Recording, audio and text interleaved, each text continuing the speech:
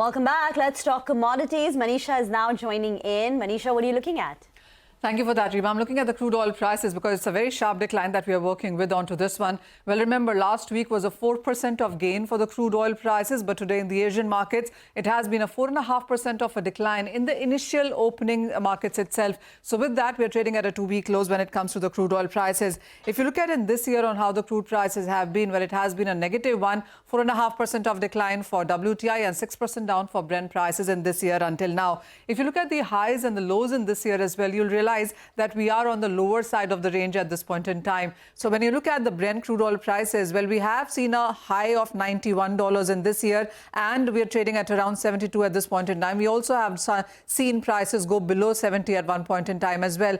Same goes for the WTI crude price also. From 87 of a high in this year to 68 is where we are trading at this point in time. So double-digit decline from its highs of 2024. Well, the major reason for the cutoff or sell-off that we saw today morning was because Israel's strike against Iran over the weekend has been less severe than expected. Israel clearly has averted the nuclear and the oil facilities within Iran, and that has taken that premium off the prices. Apart from that, it also has been about the OPEC and IEA cutting their demand growth expectations for this year and the next as well.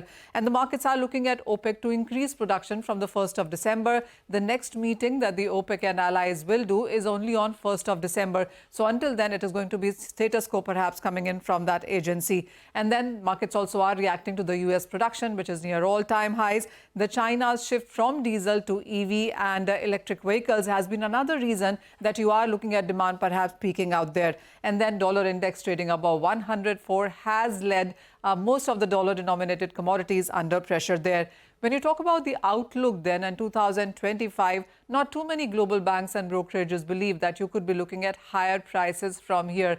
We're anyway trading at around 72, and that is the average for the next year now. Goldman Sachs and UBS are talking about 77 to 75. 75 actually seems like a powered point for a lot of banks and brokerages. Bank of America and JP Morgan also believe that 75 is perhaps the average that you could see for the Brent crude oil prices in 2025.